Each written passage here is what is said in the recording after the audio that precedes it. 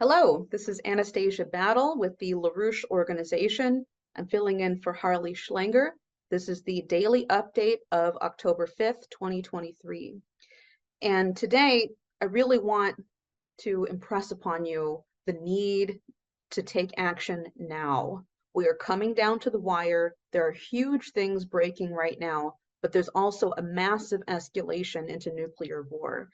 And quite frankly, we are at a moment of either serious revolution or annihilation of humanity.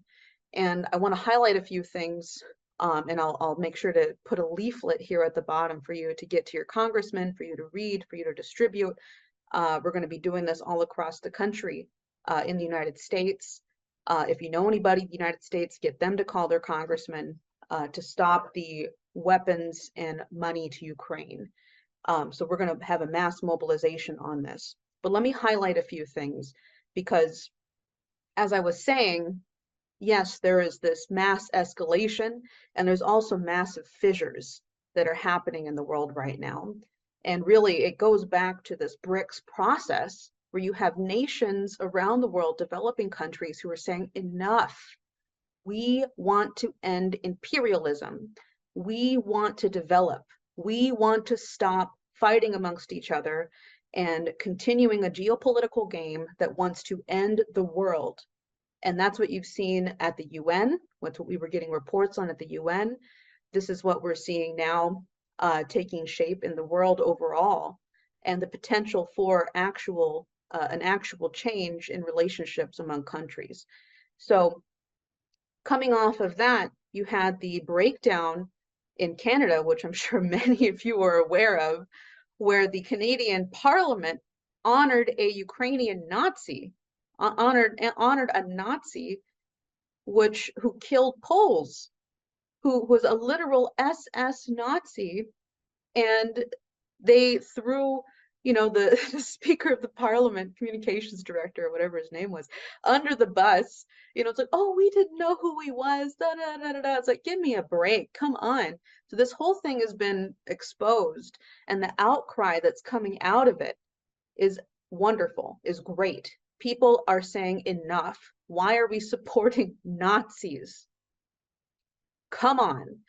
So coming off of that, you have just happened this week, just 2 days ago, where the Speaker of the House, Kevin McCarthy, was thrown out. He was ousted by our own government for creating a secret deal behind the backs of the Congress to get funding for Ukraine to continue the war. So what you're seeing right now is a breakdown in the system as a whole. And this will either become a great opportunity for us to create great change, or we'll come to the escalation portion of what's happening because they're so desperate. This empire is desperate. They have nothing left to continue this. There's a freak out in Ukraine. You have the Ukrainian government who's saying that they're fearful that this is going to spread throughout Europe, what just happened in the United States with the ousting of the ousting of Kevin McCarthy. And you've already seen in Slovakia, what's been going on with the election of their new president, which is a big shift for the situation overall. So I want to highlight one of these people who we're doing an in-depth analysis of this, but there was an article that was just released in the NATO Review by a man named Gregory Weaver.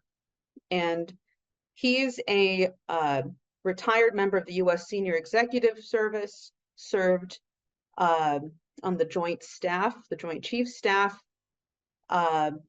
He was the U.S. Joint Staff on the Office of Undersecretary of Defense for Policy and the United States Strategic Command. So he's a NATO a NATO person that has been long-standing within the government and the military. He has an article which is titled "The Urgent Imperative to Maintain NATO's Nuclear Deterrence." And in this, he makes the case for NATO to further utilize nuclear weapons as a means of deterrence to Russia. He says, the dismal performance of Russia's conventional forces in the early days of the war in Ukraine risks convincing some in NATO that the future Russian threat to the alliance can be deterred primarily via NATO's conventional superiority, and that enhancing deterrence of Russian nuclear use in a future conflict is therefore no longer a high priority. This is a dangerous fallacy. Then he goes on, this gets even more wild, and please bookmark this so that way you can tell somebody, hey, there are people in the US high up, ranking military and within NATO who are saying this.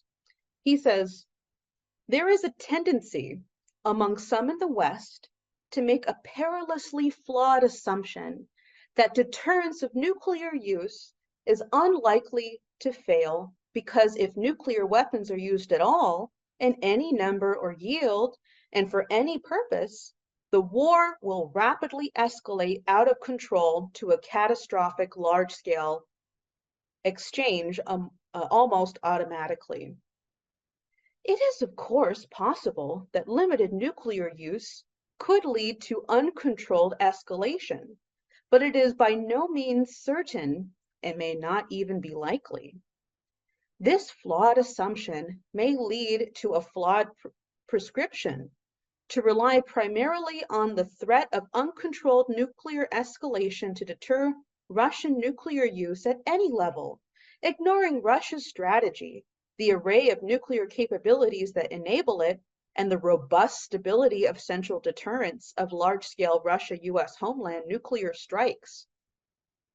In other words, it's a mistake to assume that the use of nuclear weapons will automatically escalate to a large-scale nuclear war. This is insane. This is absolutely insane. And for anybody in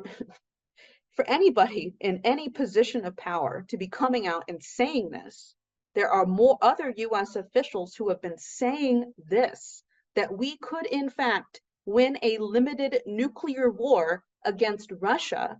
They need to be ousted now. These people need to be gone now, or else your life, my life, the rest of humanity's life is on the line. And so we need to gather as many sane people within this country, especially the United States, especially, but everywhere else as well, to mobilize to ensure that we get an actual new system in the world of economic peace and economic prosperity, and to end this process of nuclear war. So there's more that I can go through on this Weaver situation, but I will put the link to the article in this so you can actually see it, you can get it out, you can use it. But I really want people to just get a sense of this, because while this is happening, you also have an escalation of the tests that US, Russia, and China are going to be testing their nuclear weapons. We do not have any open diplomacy with the United States does not have any open diplomacy with Russia or China. And at this moment, they're talking about continuing testing of nuclear weapons. What if something happens? What if there's an accident?